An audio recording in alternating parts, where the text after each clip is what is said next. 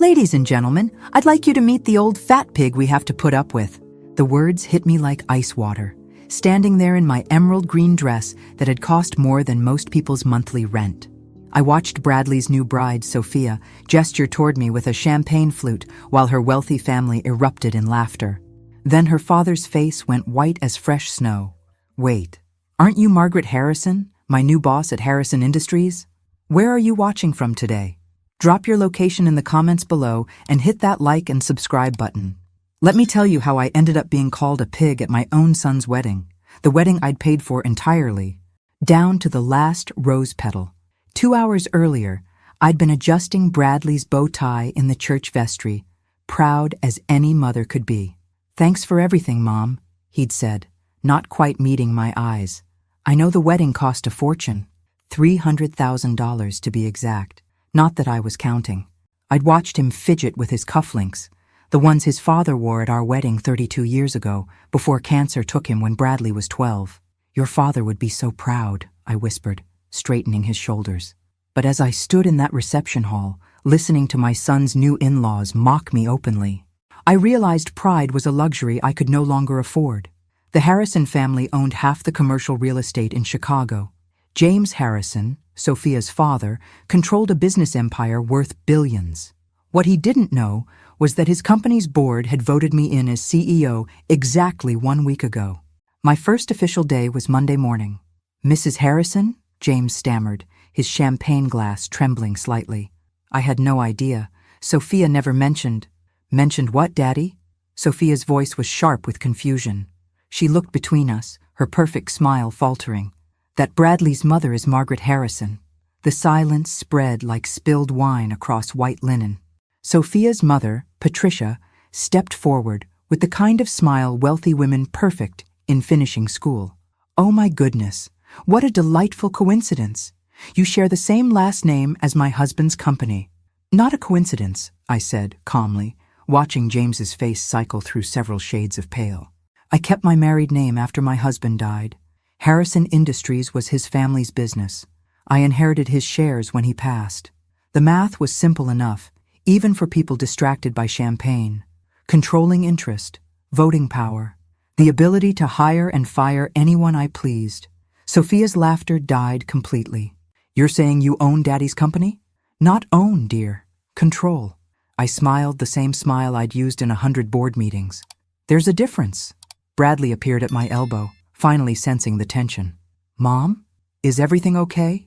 I looked at my son, this man I'd raised alone after losing his father, who'd worked 2 jobs to put through business school, who'd sacrificed everything to give him every opportunity, and realized he'd positioned himself slightly closer to his new wife than to me. "Everything's perfect, sweetheart," I said, patting his arm. "I was just getting acquainted with your new family." James cleared his throat, his business instincts finally kicking in. "Mrs. Harrison, perhaps we could schedule a meeting next week. I'd love to discuss—" "Monday morning," I interrupted smoothly. 9 o'clock sharp. My assistant will send you the address." I turned to Sophia with my warmest smile. "Congratulations on your marriage." "Dear, I'm sure we'll be seeing much more of each other." As I walked away, I heard Sophia hiss to her mother, "Why didn't you tell me she was somebody important?" "We didn't know," Patricia whispered back frantically. "Your father said Bradley's mother was just some middle-class widow." Just some middle-class widow. The words followed me to the ladies' room, where I locked the door and stared at my reflection. My dress was elegant, my jewelry modest but real, my makeup perfect despite the emotional earthquake I'd just experienced. In the mirror, I saw a woman who'd spent 30 years building a business empire in her husband's memory. A woman who'd raised a son alone, paid for his education, his apartment, his car, and now his wedding. A woman who'd been called a pig by people who didn't realize she could destroy their entire world with a single phone call. But most importantly, I saw a woman who was just beginning to understand her own power. My phone buzzed with a text from my assistant. "Board meeting moved to Tuesday. Emergency HR situation requires immediate attention Monday." I smiled at my reflection and began reapplying my lipstick. Monday was going to be very interesting indeed. The path to that humiliating moment had started 18 months earlier, when I'd made the mistake of being too generous with my son's happiness. Bradley had called on a Tuesday evening, his voice carrying that particular tone that meant he needed something expensive. "Mom, I've got incredible news." Sophia said yes. I'd been reviewing quarterly reports in my home office, but I set everything aside. My son was engaged. Despite everything else, the mother in me was genuinely thrilled. "Oh, honey, that's wonderful. When did you propose?" "Last night at Aurelio's. You know, that fancy place downtown where you took me for my graduation dinner." I remembered. The bill had been $400 for 2 people. But seeing Bradley's face that night, so proud of his MBA, had made every penny worth it. "Tell me everything," I said, settling back in my chair. For the next hour, Bradley described the proposal, the ring, which cost more than most people's cars, and Sophia's reaction. What he didn't mention was how they planned to pay for a wedding. That conversation came a month later. "The thing is, Mom," Bradley said, his fingers drumming against my kitchen table, "Sophia's family has certain expectations." I poured him more coffee, noting how he avoided eye contact. After raising him alone, I knew all his tells. What kind of expectations? Well, her sister's wedding was at the Four Seasons, 300 guests, very elegant affair. I'm sure it was beautiful. And her cousin got married at the Drake Hotel. Sophia's been dreaming of something similar since she was a little girl. I waited. In business, silence was often the most powerful negotiation tool. "The venues she's looking at are around $200,000, he said quickly. "Just for the basics, not including flowers, music, photography, all the other things." $200,000, I repeated calmly. "I know it sounds like a lot, but Mom, she's the one. I want to give her everything she deserves." "What about what you deserve?" I thought. "What about what I deserve after sacrificing everything for your happiness?" But I looked at my son's face, so hopeful, so young, despite being 31 years old, and I felt the familiar tug of maternal love overriding common sense. "Have you talked to Sophia about a smaller wedding?" "You don't understand. Her family, they're wealthy, Mom. Really wealthy. Her father owns Harrison Industries." The irony wasn't lost on me. My son had no idea that I'd been quietly acquiring shares in James Harrison's company for years, building toward the controlling interest my husband had always dreamed of securing. "And you feel pressure to match their lifestyle?" "I want to be worthy of her," he said simply. Those 6 words broke my heart. I'd raised this boy to believe he was worthy of anything, anyone. How had I failed so completely that he thought love required a price tag? "Bradley, if she loves you, a courthouse ceremony would be enough." "Mom, please, I'm not asking you to pay for everything. Just help us get started. I'll pay you back once my career takes off." His career.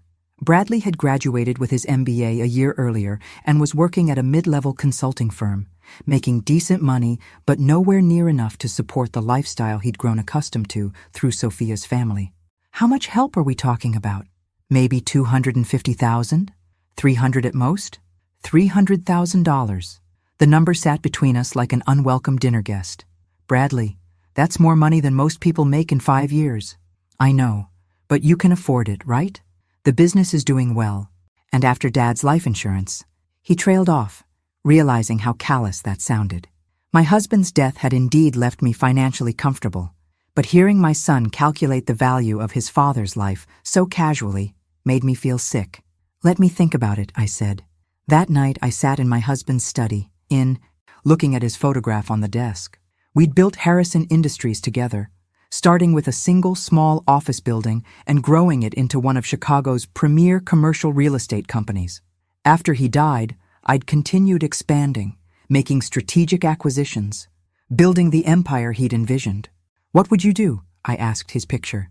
But I already knew the answer. Robert had always been too generous with Bradley, unable to deny him anything. It was one of the few areas where we disagreed. The next morning, I called Bradley and told him yes. Looking back now, standing in that bathroom mirror after being called a pig by my son's new in-laws, I realized that single word, yes, had been the beginning of my transformation from doting mother into something far more dangerous. Because by Monday morning, I would be their new boss. And unlike my son, they were about to learn that my generosity had limits. Monday morning arrived with Chicago's typical autumn chill, and I dressed accordingly: power suit, Minimal jewelry, hair pulled back in the style that had intimidated corporate America for the past 20 years. At exactly 9 o'clock, I walked into the Harrison Industries boardroom, where James Harrison sat fidgeting with his phone like a nervous teenager. "Mrs. Harrison," he stood quickly, extending his hand. "Thank you for agreeing to meet so early." "Mr. Harrison," I replied, taking the seat at the head of the conference table that was rightfully mine. "Though I think we need to clarify something before we begin." I opened my briefcase and removed a folder containing the stock certificates, board resolutions, and legal documentation that proved my controlling interest in his family's company. As of last Monday, I own 51% of Harrison Industries, which means this is my boardroom, and you work for me. James's face cycled through several emotions before settling on barely controlled panic. "Mrs. Harrison, I think there's been some misunderstanding. This company has been in my family for 3 generations. Built on land and initial capital provided by my husband's grandfather in 1952, I corrected calmly. Your grandfather was the junior partner, Mr. Harrison. The contracts are quite clear. I slid a manila envelope across the polished table. Inside were photocopies of the original partnership agreements, documents I'd spent years tracking down through legal archives and private collections. Your family managed the business beautifully while maintaining minority ownership. But when my husband died, his shares passed to me. I've spent the last 15 years quietly purchasing additional stock whenever it became available." "This is impossible," James whispered. But his hands shook as he flipped through the paperwork. "The impossible part," I said, allowing a small smile, "is that you didn't notice. Your own board approved my appointments to key positions. Your CFO reports directly to me. Your legal team answers my calls." James looked up with something approaching horror. "What do you want?" "First, I want an apology for your daughter's behavior at the wedding reception. Sophia can be spirited. She didn't mean anything by those comments. She called me a pig, Mr. Harrison, in front of 200 guests, including my son.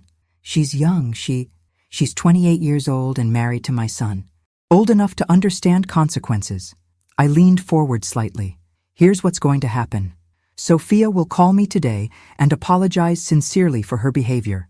Not because you told her to, but because she understands that respect isn't optional in this family." James nodded quickly. "Of course. I'll speak with her immediately. Second, we're going to restructure this company's employee benefits program. I've reviewed your current policies, and they're embarrassingly inadequate for a business of this size." This was actually true. Harrison Industries employed over 300 people, but their health insurance was mediocre and their retirement plan was nearly non-existent. "The improvements will cost approximately $2 million annually," I continued. "Consider it my contribution to social responsibility." $2 million? James's voice cracked slightly. "You can afford it. I've seen your profit margins." I pulled out another folder, this one containing detailed financial analysis I'd commissioned months earlier. Every expense, every revenue stream, every hidden asset the company possessed. Third, your son-in-law Bradley will be receiving a promotion to senior associate with appropriate salary adjustment. He's actually quite bright when he applies himself. I didn't realize Bradley worked here. He doesn't. Yet. I smiled again, this time with genuine warmth. His first day is Wednesday. James stared at me like I'd just declared myself Queen of Illinois. "Mrs. Harrison, I need to discuss these changes with my staff, my attorneys." "Your attorneys already reviewed everything last week. They're very thorough." I stood, closing my briefcase with a decisive snap. "The employee benefits announcement will be made Thursday. Sophia's apology will happen today. Bradley's promotion will be effective immediately." I walked toward the door, then paused with my hand on the handle.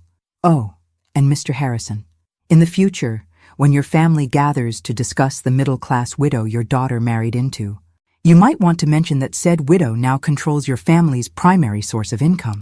James's mouth opened and closed like a fish out of water. "Have a lovely day," I said cheerfully, and walked out into my new corporate empire. By noon, my assistant had fielded 6 phone calls from various Harrison family members, 3 from their family attorney, and 1 very panicked voicemail from Sophia herself. "Mrs. Harrison, this is Sophia, Bradley's wife. My father explained that there's been some sort of misunderstanding about the company, and I wanted to call well, I hope we can discuss things like family. I listened to the message twice, noting the careful way she avoided mentioning the pig comment or offering any actual apology. At 2 p.m. she called again. This time her voice was noticeably shakier. Mrs. Harrison, I realize my comments at the reception may have been inappropriate. I was nervous meeting Bradley's family, and sometimes I say things without thinking. I hope you can understand. Still no real apology. Still positioning herself as the victim. The third call came at 4:30 p.m. Mrs. Harrison, please call me back. I think we got off on the wrong foot, and I'd really like to make this right. Bradley is upset. My father is having some kind of crisis. And I just want to understand what's happening. I deleted all 3 messages without returning her calls. Tuesday morning, James Harrison appeared at my office door at 8 a.m. sharp, looking like he hadn't slept. Mrs. Harrison, please. Sophia is beside herself. She's young and made a mistake. Surely we can work this out as reasonable people. I gestured to the chair across from my desk. Mr. Harrison, let me explain something about reasonable behavior. When someone pays for your daughter's entire wedding, venue, food, flowers, music, photography, reasonable behavior would be gratitude, or at minimum, basic courtesy. You paid for the wedding? Every penny. $312,000. I pulled out the receipts I'd requested from Bradley the night before. Would you like to see the invoices? James stared at the papers spread across my desk, his face growing paler with each line item. She had no idea, he whispered. No, she didn't. Because your family makes assumptions about people without bothering to learn the facts. I stood up and walked to the window overlooking downtown Chicago, watching the morning traffic crawl through the streets below. But here's what I find most interesting, Mr. Harrison. Your daughter can afford to mock the woman who paid for her wedding because she knows her family has money. She can afford to be cruel because she's never faced consequences for her actions. I turned back to him with a smile that would have made sharks nervous. That's about to change. By Thursday afternoon, the employee benefits announcement had sent shockwaves through Harrison Industries that reached far beyond the office walls. Word spread quickly through Chicago's tight-knit business community. Margaret Harrison wasn't just the new CEO, she was the new sheriff, and she was making changes. The first sign that my message was being received came Wednesday evening when Bradley called, his voice tight with confusion and something that might have been fear. Mom, Sophia's father offered me a job today. Senior associate, starting salary, $90,000 plus benefits. It's a great opportunity, but it feels weird, like charity. And Sophia's been acting strange since the wedding. She won't tell me what's wrong, just keeps asking questions about our family's finances. I smiled into my phone. Did you take the job? Well, yes. I mean, it's double what I was making at the consulting firm. But Mom, did you have something to do with this? Bradley, you're a bright young man with an MBA and strong analytical skills. Perhaps Mr. Harrison simply recognized your potential. Right, he said, but his tone suggested he wasn't buying it. Mom, is there something you're not telling me about the Harrison family? Why don't you ask your wife? She might have some insights. The second sign came Thursday morning when my assistant informed me that Mrs. Patricia Harrison, Sophia's mother, had requested a lunch meeting. The woman who'd stood silently by while her daughter called me a pig now wanted to chat over salads. Tell her I'm available tomorrow at noon. The Chicago Club, private dining room. Friday arrived gray and drizzly, perfectly matching my mood as I sat in the elegant dining room waiting for Patricia Harrison to make her entrance. She arrived precisely on time, dressed in the kind of understated elegance that screamed expensive without being flashy. Margaret, she said warmly, as if we were old friends. Thank you so much for agreeing to meet. I've been simply dying to get to know you better. Patricia, I gestured to the chair across from me. How lovely to see you again. She settled herself with the practiced grace of a woman who'd attended 1,000 similar lunches, then spent several minutes discussing the weather, the restaurant's reputation, and other meaningless pleasantries. Finally, she got to the point. Margaret, I want to address what happened at the wedding reception. Sophia can be impulsive when she's nervous. She was overwhelmed by the day, and I'm afraid she spoke without thinking. Impulsive, I repeated. Is that what we're calling it? She's mortified by her behavior. Absolutely mortified. She wanted to call and apologize personally, but she's been so worried about making things worse. I sipped my water, watching Patricia's carefully constructed composure. And yet, she's called my office 3 times without actually apologizing. Patricia's smile flickered slightly. I think she's intimidated by your success. James explained that you've built quite an impressive business empire. My husband and I built it together. I've simply continued his vision. Of course. And speaking of vision, I understand you've made some wonderful changes at Harrison Industries. The employee benefits improvements are so generous. Here it comes, I thought, the real reason for this lunch. James is thrilled to have someone with your expertise overseeing operations, Patricia continued. Though I confess, we're a bit concerned about the financial impact of such extensive changes so quickly. Are you questioning my business decisions? Patricia? Oh no, not at all. It's just that James has always run the company conservatively, and sudden large expenditures make him nervous. I leaned back in my chair, studying her face. Patricia, let me ask you something. What do you know about my son? The question clearly caught her off guard. Bradley? He seems like a lovely young man, very devoted to Sophia. He is devoted to her, perhaps too devoted. Bradley spent his entire savings account on your daughter's engagement ring, borrowed money for the wedding suit, and when that wasn't enough to meet your family's standards, he came to me. Patricia's fork paused halfway to her mouth. $300,000, Patricia. That's how much your daughter's perfect wedding cost. Not your family's money, not even Bradley's money. Mine. The color drained from Patricia's face. I had no idea. No, you didn't. Because your family assumes that anyone who doesn't flaunt wealth must not have any. I leaned forward, my voice dropping to just above a whisper. But here's what I find most interesting about your family's finances, Patricia. I've done some research. I pulled out a slim folder and placed it on the table between us. Your husband's company shows impressive revenue, but when you factor in debt service, overhead and operating expenses, the actual profit margins are quite thin. The Harrison family lifestyle is largely maintained through corporate credit lines and real estate leverage. Patricia stared at the folder like it contained a live snake. In other words, your family's wealth is mostly theoretical. Beautiful on paper, but highly vulnerable to market fluctuations or changes in corporate leadership. What are you saying? I'm saying that I could fire your husband tomorrow and replace him with someone who actually understands modern business practices. I could restructure the company's debt obligations. I could sell off assets your family considers untouchable. I smiled pleasantly while Patricia's world crumbled behind her eyes. Or, I continued, your daughter can call me tonight and offer a genuine apology for her behavior at the wedding reception.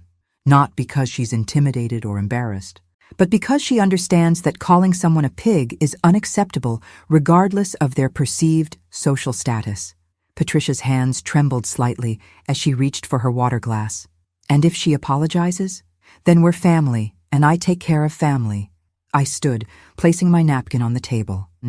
But Patricia, understand this. I'm not some middle-class widow who can be dismissed or mocked. I'm the woman who now controls your family's future. I picked up the check that had been discreetly placed on the table. Lunch is on me. Please give Sophia my regards. As I walked toward the exit, I heard Patricia fumbling with her phone, already dialing her daughter's number. My own phone buzzed with a text from my assistant. Emergency board meeting called for Monday. James Harrison requesting full financial review of recent policy changes. I smiled as I stepped into the Chicago drizzle. Let them call their meetings. By Monday, I'd be ready with surprises they couldn't possibly anticipate. After all, I was just getting started. Sophia's call came at 9:47 p.m. that Friday night, just as I was settling into my leather armchair with a glass of wine and my husband's favorite book of poetry. Her voice was different this time. Smaller, stripped of the entitled confidence that had carried her through our previous encounters. Mrs. Harrison? This is Sophia. I know it's late, but I couldn't wait until tomorrow. Good evening, Sophia. I owe you an apology. A real one, not the half-hearted attempts I've been making all week. She took a shaky breath. What I said at the reception was cruel and inexcusable. Calling you a pig was wrong, no matter what I was feeling or thinking. You paid for our entire wedding, and I repaid your generosity with insults and humiliation. I said nothing, letting her words hang in the air. I've been thinking about why I said it, and I think I was scared. Bradley talks about you constantly, how strong you are, how successful, how you raised him alone after his father died. I felt like I could never measure up to the mother he describes. Interesting. This was more honest than I'd expected. So when I saw you at the reception, I saw this elegant, poised woman, and I felt inadequate, small, and instead of dealing with those feelings like an adult, I lashed out to make myself feel bigger by making you smaller. And how did that work out for you? I asked quietly. It didn't. It backfired spectacularly, and now I've hurt the person I should have been thanking. Her voice broke slightly. Mrs. Harrison, I know I don't deserve your forgiveness, but I'm asking for it anyway. I want to be the kind of wife Bradley deserves, and the kind of daughter-in-law you deserve. I took a slow sip of wine, considering her words. There was something in her tone that suggested genuine remorse, though it might have been motivated more by fear than actual understanding. Sophia, thank you for calling. I appreciate your honesty about your motivations. Does this mean, can we start over? We can try, I said carefully, but understand that trust is rebuilt through actions, not just words. Yes, absolutely. Whatever I need to do to make this right, I'll give that some thought. In the meantime, I have one question for you. Anything. At the reception, when you introduced me to your family, you clearly believed you were speaking to people who shared your opinion of me, which means this wasn't a spontaneous insult. It was a planned humiliation. Silence stretched between us for nearly 10 seconds. Yes, she whispered. I had told them beforehand that Bradley's mother was difficult, that she was always interfering and trying to insert herself into our relationship. But I've met you exactly twice before the wedding, both times at family dinners Bradley organized. We've spoken for perhaps 20 minutes total. I know. I was repeating what Bradley had said. The words hit me like a physical blow. My own son had been complaining about me to his fiancée, painting me as some kind of meddling mother-in-law before I'd even met her family. What specifically did Bradley tell you about me? He said you had trouble letting go, that you still treated him like a child, that you used money to maintain control over his life. Her voice was barely audible. He said you'd probably try to take over the wedding planning and that I should be firm about boundaries. I closed my eyes, feeling something fundamental shift inside my chest. The son I'd raised, supported, and sacrificed for had been systematically undermining me to justify accepting my financial support while rejecting my emotional presence. Sophia, thank you for your honesty. That took courage. Mrs. Harrison, I realize now that everything he told me was wrong. You're not controlling. You're generous. You're not interfering. You're loving. I should have formed my own opinion instead of accepting his characterization. Yes, you should have. I stood and walked to the window, looking out at the city lights. But Bradley is my son, and his opinion matters most in this situation.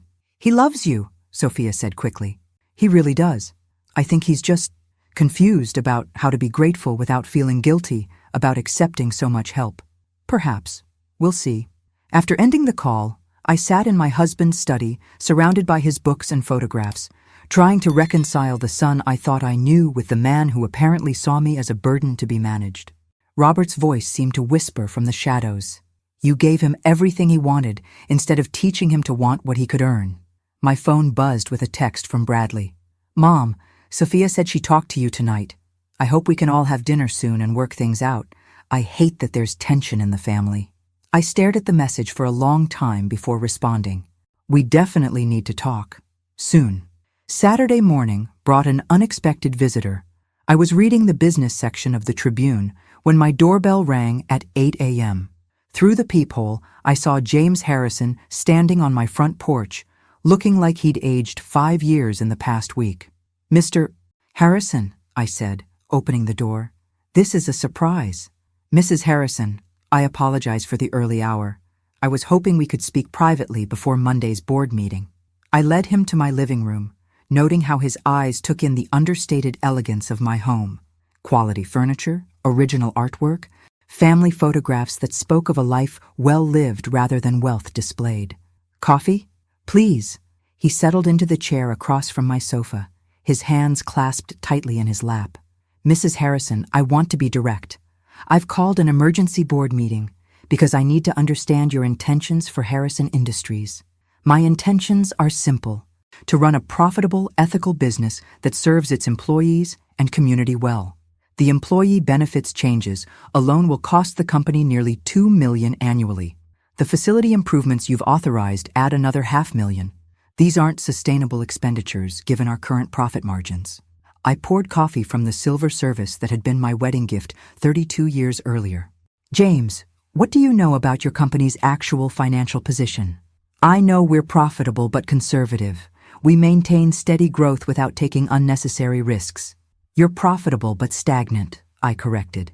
Your company owns 37 commercial properties in prime Chicago locations. The rental income alone should generate 50% more revenue than you're currently showing. I handed him a coffee cup and sat down with my own. Your problem isn't profitability, James. It's management. You're running a 21st century real estate empire with 1980s business practices.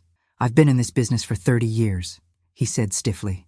And you've done adequately, but adequately isn't enough anymore. I smiled, but there was no warmth in it. Which brings us to Monday's board meeting. James shifted uncomfortably. The board has some concerns about the rapid pace of change under new leadership. The board consists of 7 members. 3 were appointed by me over the past 18 months. 2 others are longtime business associates who respect my husband's legacy. That leaves you and your cousin, Edward. I watched his face as the mathematics of corporate democracy sank in. In other words, James, your emergency board meeting is going to be very educational. For you. He set down his coffee cup with shaking hands. What do you want from us? From my family? I want what I've always wanted. Respect. Not for my money, not for my corporate position, but for me as a person worthy of basic human decency. I stood and walked to the mantelpiece where my wedding photograph sat beside pictures of Bradley from birth through college graduation. Your daughter called me a pig at my son's wedding, James. She did it because she believed her family's money made her superior to the woman who'd paid for her celebration. That kind of casual cruelty reveals something ugly about character. Sophia is young. Sophia is old enough to be married. Old enough to understand consequences. I turned back to him. But she's not my real problem, is she? James stared at me with growing dread. My real problem is my son, who's been telling his wife that I'm a controlling, interfering mother who uses money to manipulate him. My son, who accepted $300,000 for his wedding while simultaneously resenting me for providing it. Family relationships are complicated. Yes, they are. And Monday morning, we're going to simplify them considerably. I walked him to the door, my mind already working through the details of what Monday's board meeting would bring. Have a lovely weekend, James. Give my regards to your family. As I watched him drive away, I realized that everything up to this point had been preparation. The real battle was just beginning, and this time I intended to win. Monday morning's board meeting began at 9 o'clock sharp in the Harrison Industries conference room, with James Harrison looking like a man facing his own execution. The other board members filed in with varying degrees of confusion, unaware they were about to witness a corporate revolution. Gentlemen, I said, taking my place at the head of the table, thank you for accommodating this emergency session. Before we begin, I'd like to introduce myself properly to those who may not be familiar with my background. I distributed folders containing my complete professional biography, educational credentials, and the 20-year track record I'd built expanding my late husband's business interests. As you can see, I'm not some grieving widow playing at businesswoman. I hold an MBA from Northwestern, have successfully managed 8-figure real estate portfolios, and have been quietly acquiring Harrison Industries stock for the past 15 years. Edward Harrison, James's cousin and the company's longtime treasurer, cleared his throat nervously. Mrs. Harrison, while your credentials are impressive, this company has operated successfully under Harrison family management for 60 years. Successfully is a generous term, Edward. I pulled out the comprehensive financial analysis I'd commissioned months earlier. Your revenue growth has been flat for 7 years. Your profit margins have declined consistently since 2018. Your employee retention rate is 30% below industry standards. I watched their faces as the numbers sank in. Meanwhile, you're sitting on prime commercial real estate in Chicago's most desirable locations, charging below-market rents because you've prioritized relationship preservation over business optimization. Those relationships are valuable, James protested. We have tenants who've been with us for decades, and they've been taking advantage of your sentimentality for decades. I smiled coldly. Effective immediately, all rental agreements will be reviewed and adjusted to current market rates. Tenants who wish to continue their leases will pay fair value. Those who don't can find alternative accommodations. That's not how we do business, Edward stammered. It's how I do business. And since I control this company, it's how we'll do business going forward. Board member Robert Chen, one of my appointees, spoke up supportively. Mrs. Harrison's analysis is thorough and accurate. Harrison Industries has been underperforming for years. The employee benefits improvements alone will cost us $2 million annually, James said desperately. We can't afford such extravagance. James, your family extracted $1.8 million in executive salaries last year while contributing essentially nothing to actual business operations. I let that fact settle over the room. Your son works in marketing but spends most of his time playing golf. Your nephew manages property maintenance by delegating everything to contractors while collecting a six-figure salary. The silence was deafening. So here's what's going to happen. Executive compensation will be tied directly to performance metrics. The marketing department will either generate measurable results or be eliminated entirely. Property management will be professionalized with actual oversight and accountability. You can't just eliminate family members from family business, Edward protested. I can and I will if they can't justify their positions with actual work. I stood, gathering my materials. This meeting is concluded. Implementation of all discussed changes begins tomorrow. Wait, James called out desperately. We need to vote on these proposals. No, James. You need to understand something about corporate governance. I turned back to face the table. I don't need your approval for business decisions. I need your compliance. As I walked toward the door, I heard Edward whisper to James, "How did we let this happen?" The answer was simple. They'd been so focused on maintaining their comfortable lifestyle that they'd never noticed someone else building the power to destroy it. My phone buzzed with a text from Bradley as I returned to my office. "Mom, can we have dinner tonight? Sophia is really upset about everything that's happening with her family." I stared at the message, feeling that familiar tug between maternal love and growing resentment. My son wanted to discuss his wife's feelings while remaining completely oblivious to mine. 7 o'clock, I texted back. My house. It was time for Bradley and I to have the conversation we should have had years ago. The afternoon brought a parade of panicked phone calls from various Harrison family members, all trying to understand what was happening to their comfortable world. I ignored most of them, but answered when Patricia Harrison called at 3 p.m. "Margaret, please, we need to talk. The family is in crisis." "The family is experiencing accountability for the first time in decades, Patricia. I'd hardly call that a crisis. James came home looking like someone had died. He's locked himself in his study and won't speak to anyone. Perhaps he's reflecting on 30 years of mediocre business practices. This isn't just about business anymore, is it? This is personal revenge for what happened at the wedding." I leaned back in my office chair, looking out at the Chicago skyline. "Patricia, if I wanted personal revenge, your family would already be homeless. What I want is respect. And since your family only understands power, I'm speaking your language. What can we do to fix this? That depends entirely on how quickly your family learns to treat people with basic human decency." After hanging up, I spent the rest of the afternoon reviewing personnel files and financial records, preparing for the changes I'd implement over the coming weeks. But my mind kept drifting to the evening's dinner with Bradley and the conversation that would finally reveal how my son really saw me. At 6:30, I set the dining room table for 3, using my finest china and silver. If this was going to be a confrontation, it would at least be a civilized one. Bradley and Sophia arrived precisely at 7, both looking like they were attending a funeral rather than a family dinner. Sophia's eyes were red from crying, and Bradley wore the same expression he'd had as a child when he knew he was in trouble but couldn't figure out how to fix it. "Mom," he said, kissing my cheek awkwardly, "thank you for agreeing to see us." "Of course, sweetheart. You're always welcome here. Dinner passed in uncomfortable small talk until I finally set down my fork and looked directly at my son. Bradley, we need to discuss something that's been troubling me. His face went pale. What's wrong? Sophia told me about the conversations you had with her regarding my character. Specifically, your concerns about my being controlling and manipulative. The color drained completely from his face as he realized his wife had shared their private discussions. Mom, those weren't... I was just trying to prepare her for what exactly? Bradley looked helplessly at Sophia, who was studying her plate as if it held the secrets of the universe. You've always been generous, maybe too generous, and I didn't want her to feel obligated to accept help if it came with strings attached. What strings? Bradley?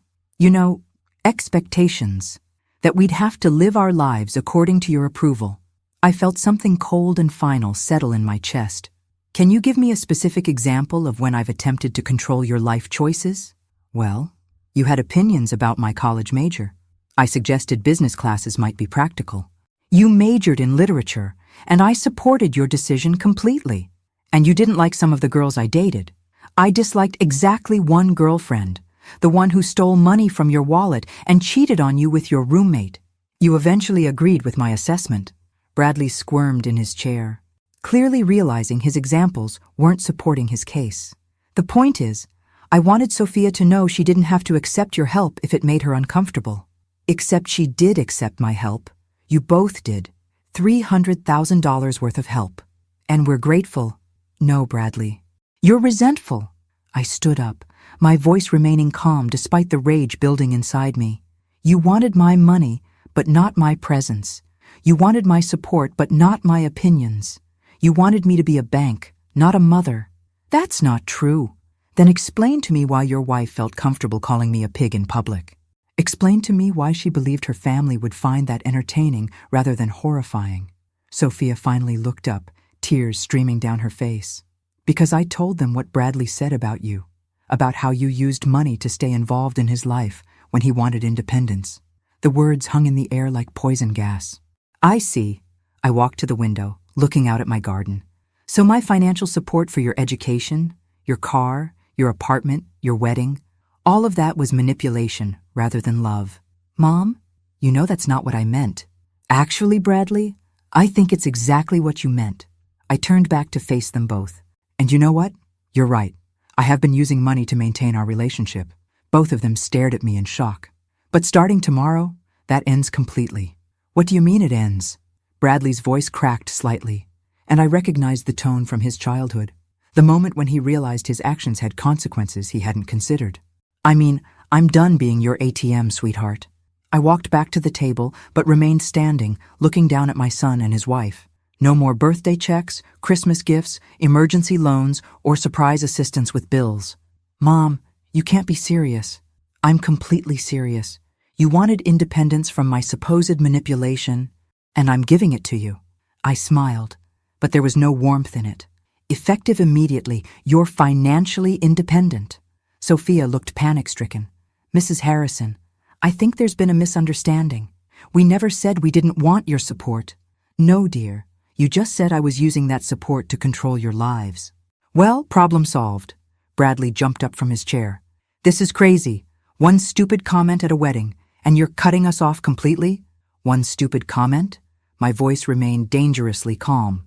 Bradley, your wife called me a pig at your wedding, while surrounded by her family, who laughed along because you had already painted me as some kind of interfering burden they had to tolerate. I never called you a burden. You told her I had trouble letting go, that I treated you like a child, that I used money to maintain control. I counted off each point on my fingers. What would you call that characterization? Bradley sat back down heavily, finally understanding the magnitude of what he'd done. But Mom, I was trying to manage expectations. Sophia's family has money, and I didn't want them to think you were some kind of charity case. So instead, you made me sound like a manipulative old woman who couldn't accept that her son had grown up. That's not what I meant, but it is what you said. And more importantly, it's what you believed. I walked to the sideboard and poured myself a glass of wine with steady hands. Tell me, Bradley, when exactly did I become such a burden to you? You're not a burden. When did helping you through college become manipulation? When did paying for your wedding become controlling behavior? When did loving you become something you needed to apologize for to your new in-laws? The silence stretched until Sophia finally spoke up. Mrs. Harrison, I think Bradley was just nervous about fitting in with my family. He wanted to seem independent and successful. And he couldn't seem independent and successful with a mother who supported him? My family, they can be judgmental about people who need help. Ah, I took a sip of wine, finally understanding the real dynamic. So you were both embarrassed by my generosity because it made you look weak to people whose opinion you valued more than mine. It's not that simple, Bradley protested. Actually, it's exactly that simple. I set down my glass and looked directly at my son. You were willing to take my money but ashamed to admit it came from me. You wanted the benefits of having a successful mother but none of the social complications. Mom, please, can't we just move past this? Oh, we're definitely moving past this. Just not in the direction you're hoping. I walked to my purse and pulled out my phone, scrolling through my contacts until I found my attorney's number. What are you doing? Bradley asked nervously. Calling Richard Patterson. He handles my estate planning. I hit dial and put the phone on speaker so they could hear both sides of the conversation. Margaret, how lovely to hear from you. How was the wedding? Educational, Richard. I'm calling because I need to make some changes to my will. The silence from my dinner guests was deafening. Of course. What kind of changes are we talking about? I want to remove my son as primary beneficiary and establish a charitable foundation instead. Bradley shot to his feet so fast his chair fell over. Mom, you can't be serious. Richard, are you getting all this? My son seems surprised that actions have consequences. Margaret, perhaps we should schedule a meeting to discuss this properly. Major estate changes shouldn't be made in emotional moments. This isn't emotional, Richard, it's logical. Why would I leave my assets to someone who sees my support as manipulation? Sophia started crying harder, and Bradley looked like he might be sick. I'll call you tomorrow to schedule an appointment, I told Richard. Good evening. After hanging up, I looked at my son's stricken face and felt a pang of regret. But only a small one. Mom, please. I know I screwed up, but changing your will? That's extreme. Is it? You've spent years accepting my financial support while privately resenting me for providing it. You've encouraged your wife to view me as an obstacle rather than an asset. You've allowed her family to mock me publicly while sitting silent. I can fix this. We can fix this. How, Bradley? How exactly do you fix years of taking someone for granted? I'll talk to Sophia's family. I'll make them understand that they were wrong about you. They weren't wrong about me, sweetheart. They were wrong about my willingness to tolerate disrespect. I walked back to the table and began clearing the dinner plates.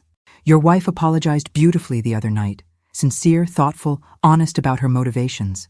But you know what she also revealed? I paused in my plate clearing to look directly at him. That every cruel thing she believed about me came from you. Bradley slumped back into his chair. I never meant for it to go this far. No, you just meant to have your cake and eat it too. Take my money while distancing yourself from any obligation to respect the person providing it. What can I do? His voice was barely a whisper. You can start by being honest with yourself about why you really resented my involvement in your life. I don't understand. You resented it because it reminded you that you weren't as independent and successful as you wanted to believe. Every time I helped you financially, it wounded your pride. Bradley stared at me with growing recognition. But instead of refusing the help or working harder to become truly self-sufficient, you chose a third option, accepting the money while vilifying the source. That's exactly what it was. And the sad part is, I would have respected an honest conversation about your feelings much more than this years-long campaign to paint me as the problem. I finished clearing the table and walked toward the kitchen, then paused in the doorway. Bradley, I love you. I will always love you. But I'm done enabling a relationship where love only flows in one direction. So what happens now? Now you learn what genuine independence feels like. And maybe, if you're very lucky, you'll discover that earning someone's respect is more satisfying than taking their support for granted. I left them sitting in my dining room and went to call Richard Patterson back. It was time to make some very real changes to my estate planning. After all, I had a charitable foundation to establish. Tuesday morning brought the expected fallout from Monday night's dinner, but not from the sources I'd anticipated. Instead of panicked calls from Bradley or Sophia, my phone rang at 7 a.m. with James Harrison's name on the caller ID. "Mrs. Harrison, we have a problem." "Good morning to you too." "James, what seems to be the issue?" "Three of our largest tenants received lease renewal notices yesterday demanding immediate rent increases averaging 40%. They're threatening to vacate." I smiled into my coffee cup. "That's unfortunate. I'm sure we can find new tenants who appreciate fair market value." "Mrs. Harrison, these companies have been with us for over 20 years. Johnson & Associates alone represents 12% of our rental income. James, Johnson & Associates has been paying 1987 rates for premium downtown office space. They've enjoyed subsidized rent for 2 decades while their own revenues increased exponentially. But if they leave, we'll lease their space to companies willing to pay what it's actually worth.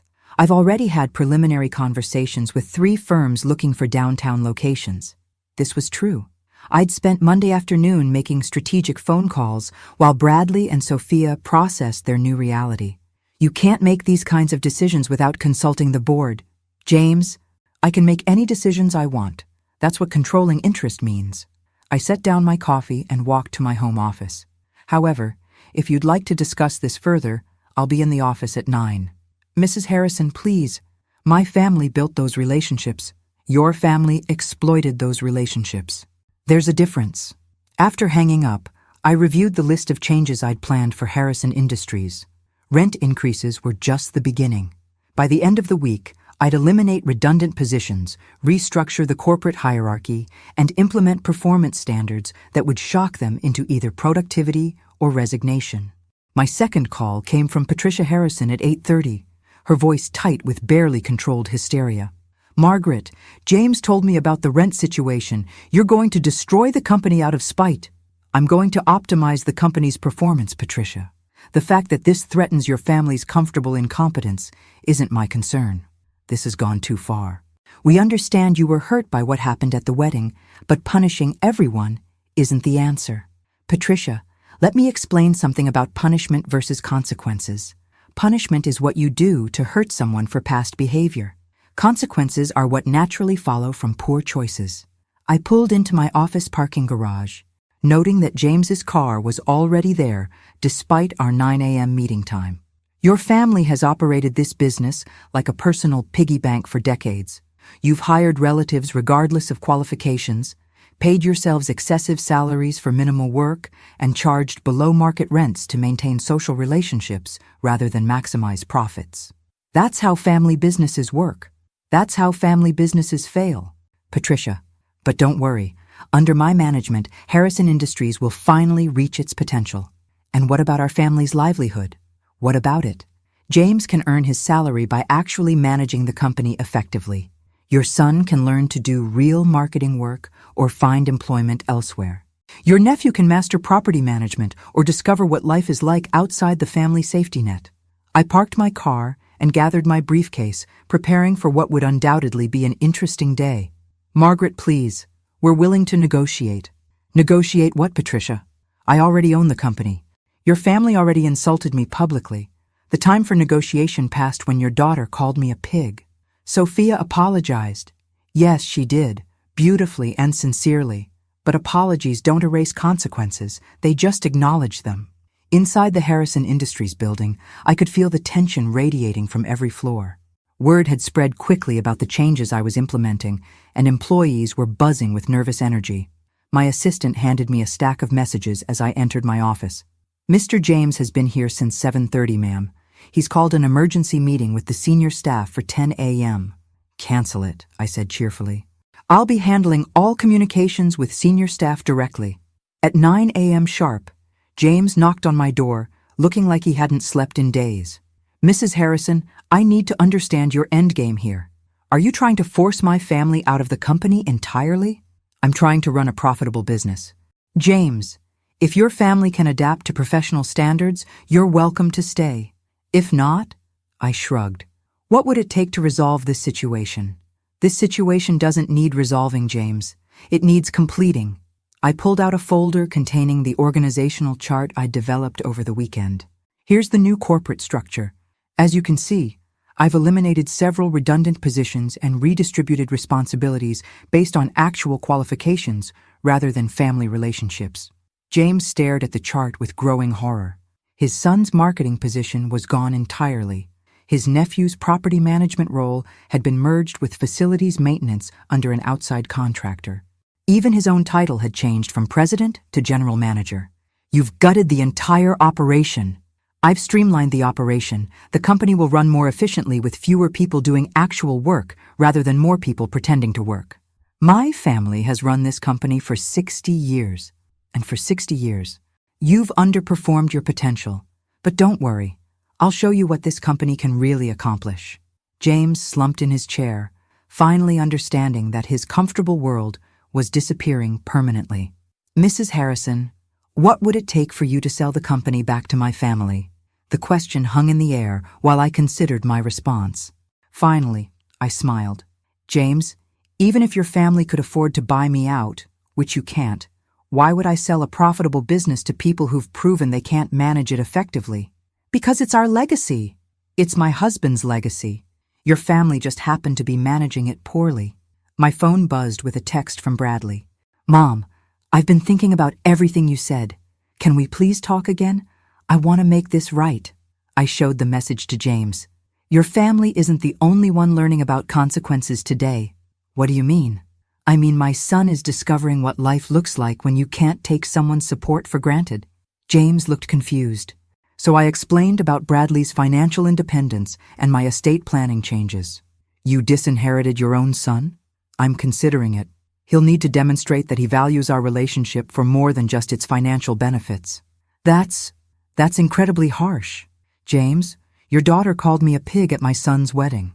Your family laughed along with the insult. My son had spent months priming his wife to see me as a burden rather than a blessing. I stood and walked to my office window, looking down at the busy Chicago street below. I'm 62 years old.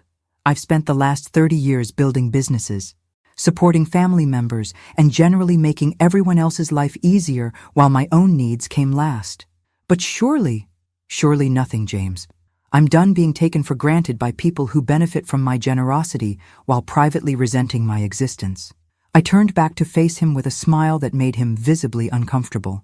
But here's the beautiful thing about being in control of your own life. You get to decide who deserves your time, energy, and resources. And you've decided we don't deserve them? I've decided you need to earn them. All of you.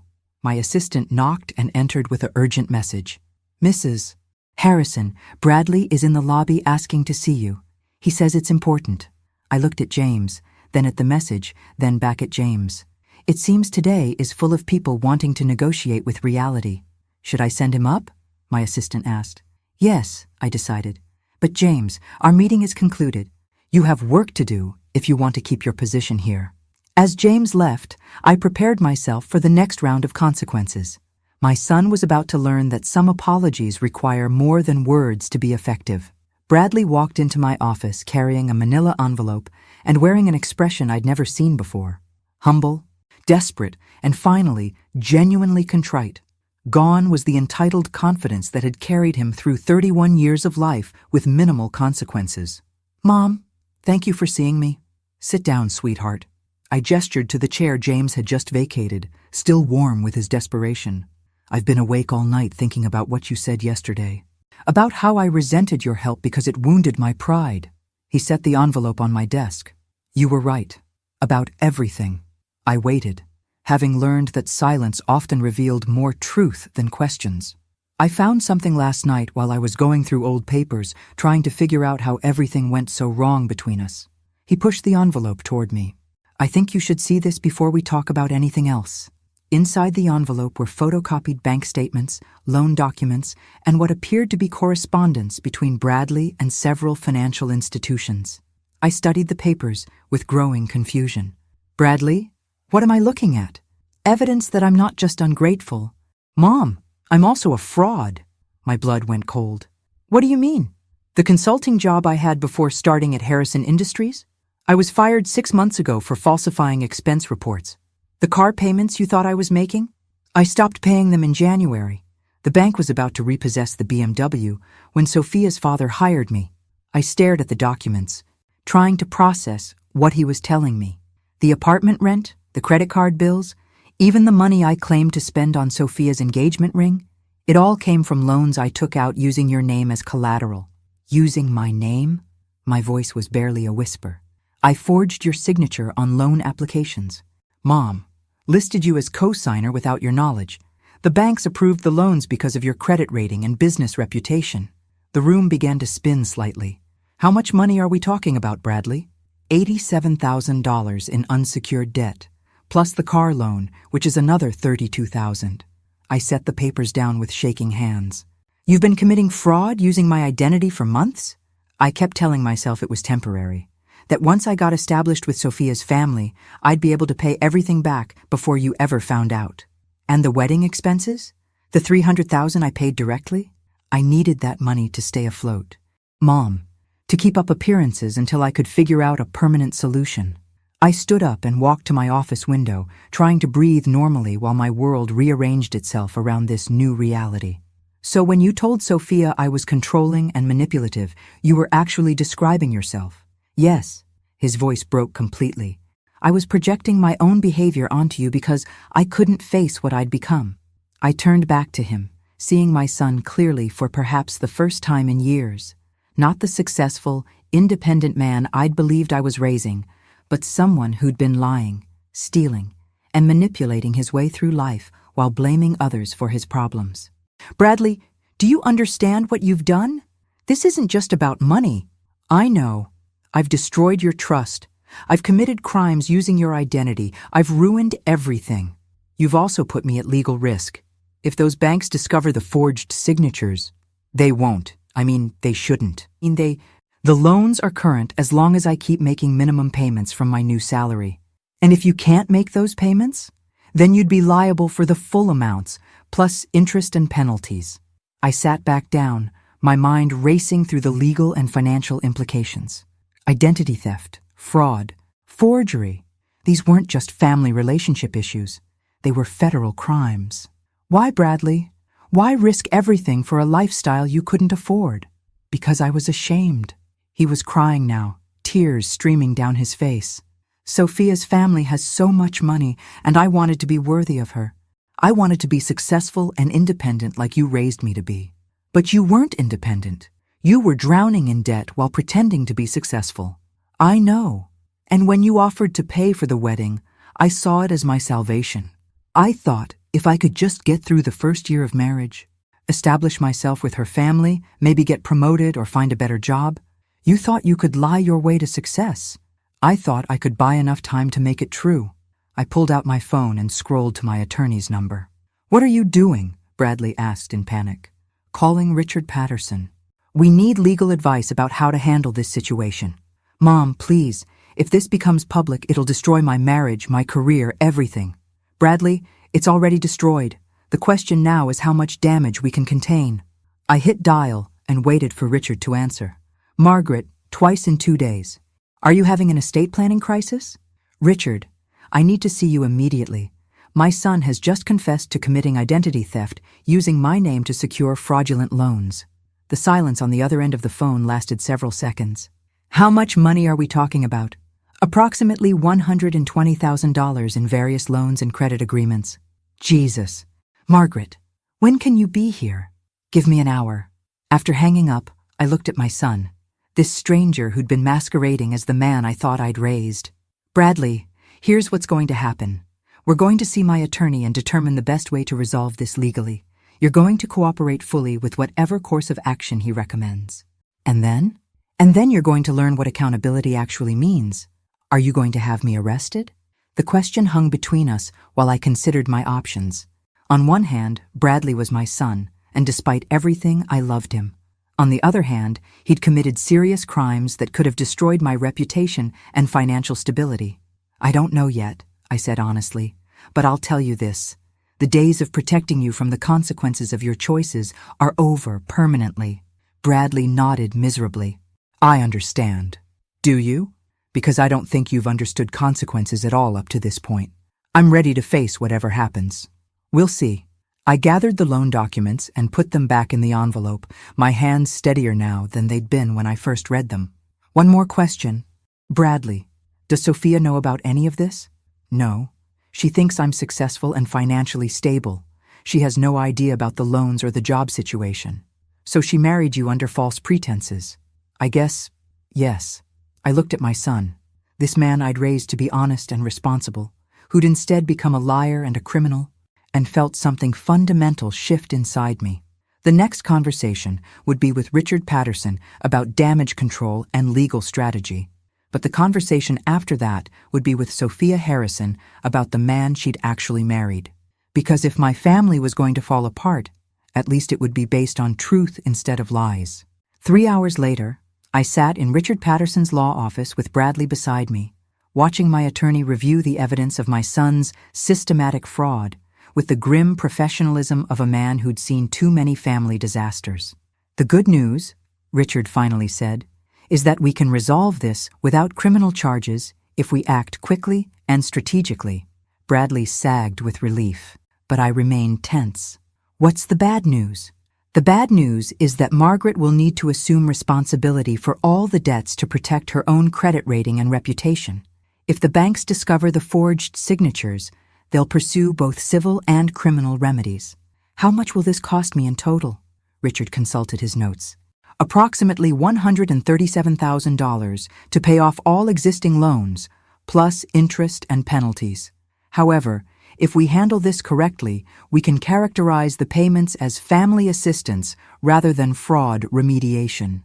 I looked at Bradley, who was staring at his hands in shame. And what happens to my son? Bradley will sign confession documents acknowledging his actions, agree to immediate repayment terms, and submit to financial monitoring for the next 5 years. He'll also need to undergo counseling for gambling and financial addiction. I don't have a gambling problem, Bradley protested weakly. You forged your mother's signature on loan documents to maintain a lifestyle you couldn't afford, Richard said sharply. That's addictive behavior, regardless of the underlying compulsion. I stood and walked to the window overlooking downtown Chicago, the same view I'd been staring at for the past week while my life rearranged itself around unwelcome truths. Richard, prepare whatever documents you need. I'll cover the debts, and Bradley will comply with your repayment plan. Mom, I can't ask you to— You're not asking, Bradley. I'm deciding. Because unlike you, I take responsibility for cleaning up messes instead of creating bigger ones. Richard handed us several documents to sign.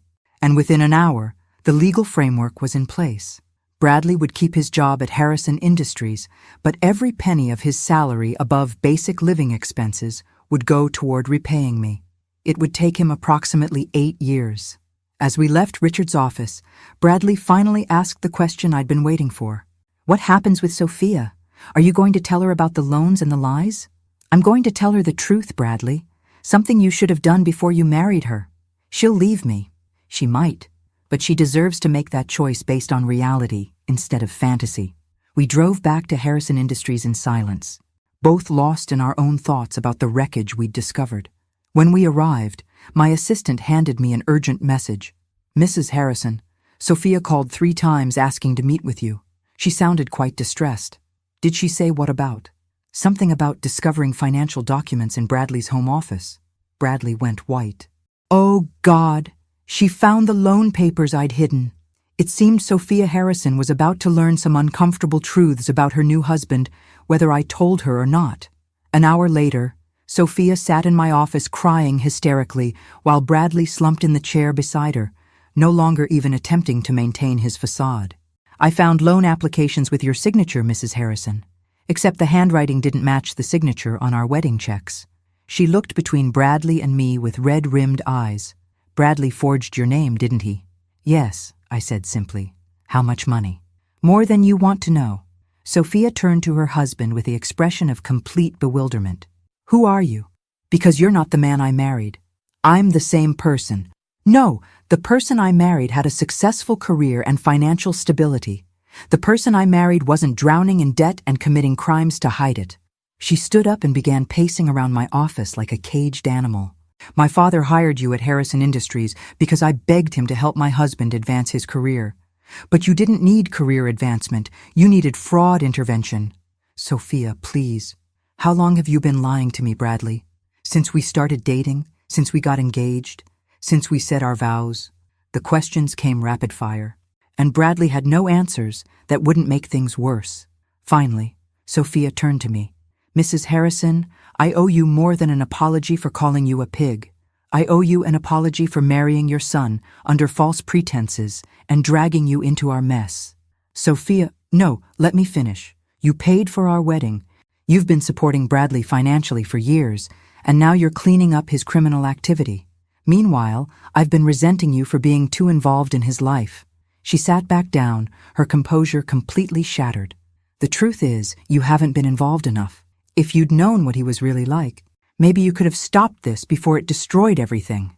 I looked at this young woman who'd called me a pig 6 days earlier and now sat in my office facing the collapse of her marriage and possibly her family's business relationships. Sophia, what do you want to do now? I want to go home to my parents and pretend this never happened. But I can't, can I? Because my family's business relationship with you depends on how I handle this situation. She was sharper than I'd given her credit for. Your family's business relationship with me depends on whether they can adapt to professional standards. Your marriage is a separate issue entirely. Is it? Bradley works for my father now. If I leave him, it creates complications for everyone. I studied her face, seeing someone much younger and more vulnerable than the confident woman who'd insulted me at her wedding reception. Sophia, can I give you some advice from someone who's been making hard choices for 30 years? She nodded. Don't make marriage decisions based on business complications. Don't make life choices based on other people's convenience. And don't stay with someone because leaving would be messy. But if I leave Bradley, what happens to him? He'll lose his job, his apartment, everything. That's not your responsibility anymore. But he's sick, isn't he? This fraud and lying behavior, that's not normal. She was grasping for reasons to stay, and I recognized the impulse. I'd spent years making excuses for Bradley's increasingly irresponsible behavior. Yes, he probably needs professional help, but you can't save someone who doesn't want to be saved. And you can't love someone into becoming the person you thought they were. Sophia looked at Bradley, who was staring out my office window as if he could escape this conversation by pure willpower. I need time to think, she said finally. This is all too much to process right now. After they left, I sat alone in my office reviewing the events of the past week. In 6 days, I'd gone from being an insulted mother of the groom to a woman who'd reclaimed her power, restructured a company, and discovered her son was a criminal. The old Margaret would have quietly paid Bradley's debts, covered up his crimes, and continued enabling his dysfunction while accepting his resentment as the price of his love. But the new Margaret, the one who'd emerged when Sophia called her a pig, had different priorities. My phone rang with a call from Patricia Harrison. Margaret, Sophia came home in tears. She won't tell us what happened, but James is convinced you've done something to destroy our family. Patricia, your family is destroying itself. I'm just refusing to enable the process. What does that mean? It means consequences, Patricia. Something your family has successfully avoided for decades. Margaret, please. We understand you're angry about the wedding incident, but surely we can resolve this as reasonable people. I laughed, surprising myself with the sound. Patricia, you keep saying that as if the problem is my anger rather than your family's behavior. But here's what I've learned this week. Anger is just information. It tells you when someone has crossed a boundary you should have established years ago. So what happens now? Now your family learns to earn things instead of expecting them. Your daughter learns that marriage requires honesty. Your husband learns that business requires competence. And your son-in-law learns that crimes have consequences. You're destroying everything we've built. No, Patricia. I'm revealing what you actually built versus what you pretended to build. The destruction was already there. I just stopped pretending not to see it. After hanging up, I walked to my office window and looked down at the Chicago street below, watching people hurry past with their own complicated lives and hidden struggles. 6 days ago, I'd been called a pig at my son's wedding. Today, I was a woman who discovered her own power and decided to use it. The old Margaret would have called that a tragedy. The new Margaret called it a beginning. My phone buzzed with a text from an unknown number. Mrs. Harrison, this is Sophia. Thank you for your honesty today. I'm going to stay with my parents while I figure things out. I hope we can talk again soon when everything isn't so complicated. I smiled and typed back, "Take all the time you need. And Sophia, you're stronger than you know." Outside my window, Chicago continued its eternal dance of ambition and consequence, and for the first time in years, I felt like I was dancing instead of just watching from the sidelines.